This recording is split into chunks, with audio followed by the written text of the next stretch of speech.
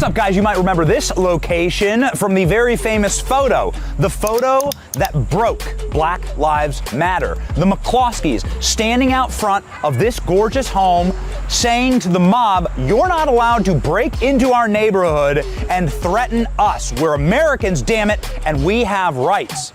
Well, guess what? Rights have been restored in the McCloskey household, finally. And we're gonna go check in with the McCloskeys today, who just got back the AR-15, the most famous AR-15, arguably in the world. Welcome to the house that destroyed BLM. Who's there? You got me!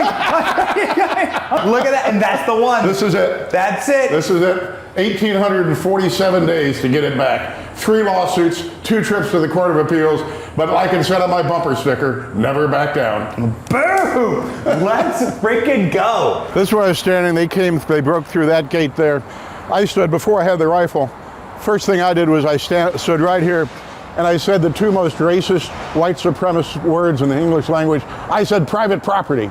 And because they're communists, that pissed them off and they started storming in. So Patty and our daughter go in the house to call 911.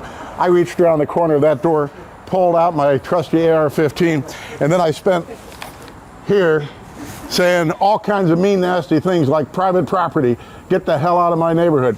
Then I see Patty show up on the grass there in front of me with that dumbass little Bryco pistol in her hand, waving it at the gangsters. You know, now I've got a problem because she's in my line of fire. And if something goes down, I might accidentally hit her. So now I've got to get down there in the front, right? And that's when you start seeing all those famous pictures of us standing out there with me with my AR and her with that dumbass little Bryco pistol. And, you know, the rest is history. But that was the first stand against BLM and Antifa in the country. What made you get the pistol?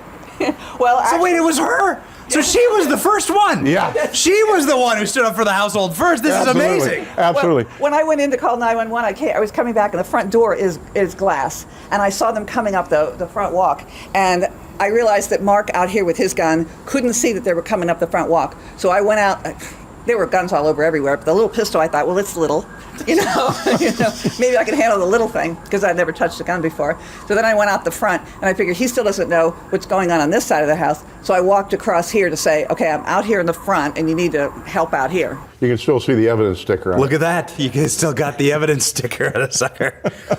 How do they even get away with this? So they were able to confiscate it because they said you behaved in a criminal manner? Is that why? Well, you know, the first police report written on our event, we were the victims, right?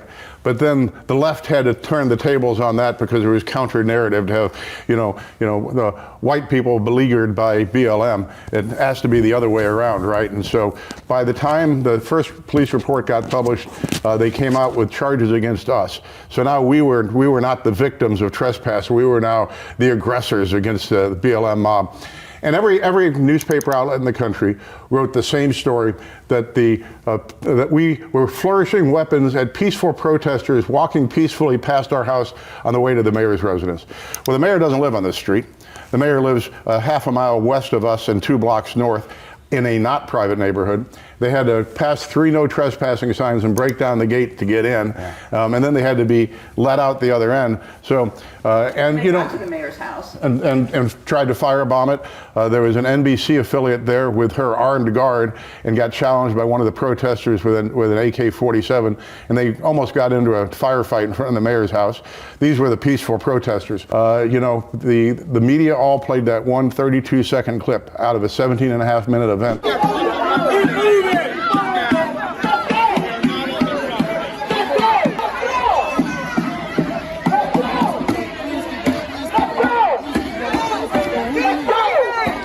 And that last 32 seconds after, almost everybody had already passed by and left. But until you're facing hundreds of people screaming death and arson and burn down this house and burn down my office building, you know, you can't quite appreciate what it's like. But and it got close. I mean, there were 2 guys coming up the front walk wearing armor. One guy's carrying a sidearm. He turns around and on his back it says human shield. And as they keep creeping closer, I leaned over to Patty and I said, if those guys come any closer, I'm going to have to kill them. And I actually drew down on one of them. And Patty says, you're not killing anybody today. You know, the voice of reason. And we didn't.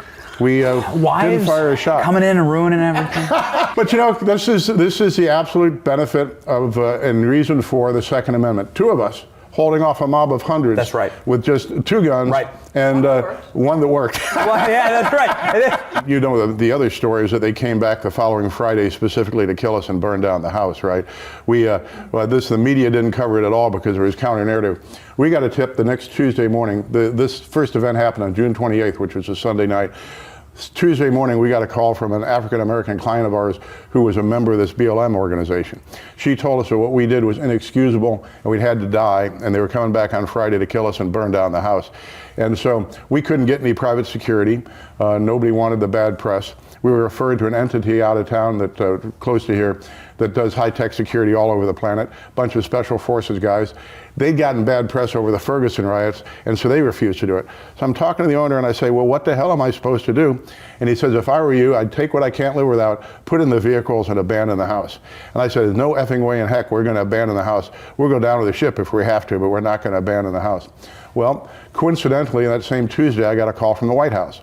And the gentleman said, the president wants to express his support. If there's ever anything we can do for you, let us know. Well, I called that number back up. Now it's Thursday night and the mob's coming back on Friday to kill us. And I said, well, now's a pretty stinking good time, okay? And so he gave me Mark Meadows' cell phone number. And I got a hold of Mark. Next call I made was to Tucker Carlson. And we're sitting in the kitchen. I'm talking to Tucker. He puts us live on the air. So I'm talking to Mark McCloskey. I can hear Mrs. McCloskey sobbing in the background. The mob's coming back tomorrow to kill them. Describe for us, if you would, why you believed you and your wife were threatened by these 300 people in your yard. They're angry. They're screaming. They've got spittle coming out of their mouth. They're coming towards the house. I looked over at my wife and I said, oh my God, we're absolutely alone. There's nobody here to protect us but us. The city police have been ordered to stand down. The state's not going to provide them any protection. And if we don't do something, they're going to get killed. Do you think you'd be dead, and do you think this gorgeous house would be burned to the ground without President Trump? Absolutely. A couple of days later, President Trump was on Judge Janine's show, and she's at the White House with the president, and he's talking about us and how if we hadn't done what we had done, we would have been brutally beaten or killed and the house burned down. When we were standing out on the porch and we were seeing all these people and seeing that some of them were armed, we thought that we would die. And you know, when they were posting live at the time that we're armed and we're not armed just for looks, if a shot goes off even by accident, we'll take them down like dogs. And so, I mean, that was the real nature of that Sunday night. But when they came back that Friday, by the time they hit the gate at about 7 o'clock that night, we had 6 ex-Navy SEALs, we had 10 secondary employment cops, we had the FBI light aircraft circling the top of the house. At about 2:30 in the morning, a ex-Navy SEAL named Jim, who was working with us that night, knocks me down. I say, we made a big point of being outside where they could see us so they knew they hadn't intimidated us. And Jim knocks me down. I say, what the hell's going on? He said, we were scoping some of the surrounding high rises and we saw somebody scoping back and we thought you're about to get taken out. And then his radio goes off. Turns out it was an FBI sniper doing cover for us. So President Trump and Tucker Carlson saved your life? Absolutely, yeah. Absolutely. One of the guys who was a former area director of the FBI starts telling us how we're going to defend the house. And he said, if they breach the house is defenseless. But what we need to do is line up on the top of the second floor on our stomachs, and you got 4 inches of head space before they can see you. And we just have to start unloading. I mean, that's how serious it was. And that same ex-Navy SEAL told us a story that we had not heard before. And that was sometime in the middle of the night, the St. Louis Police Department calls up and says, we've got an extraction vehicle down the street. How many people do you need extracted? And he said, you don't understand. We're not getting extracted. You can come by in the morning and pick up the bodies, but we're not getting extracted. Jeez.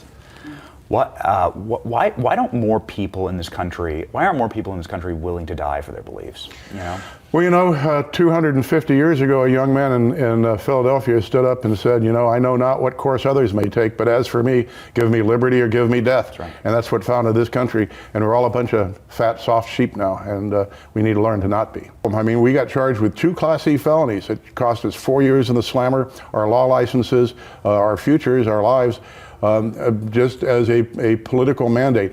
when the crowd started to dissipate and I was paying more attention to things other than getting killed, all I saw was a sea of cell phones pointed at me. And I realized at that point that this was too important politically for the left to let it go, that they're going to have to get even somehow.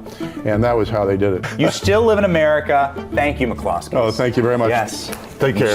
It's still America. Yeah. If the story of the McCloskeys has proven anything, it's that our rights as Americans are not up for debate. Stand your ground. Even if the mob comes to take everything from you, never back down.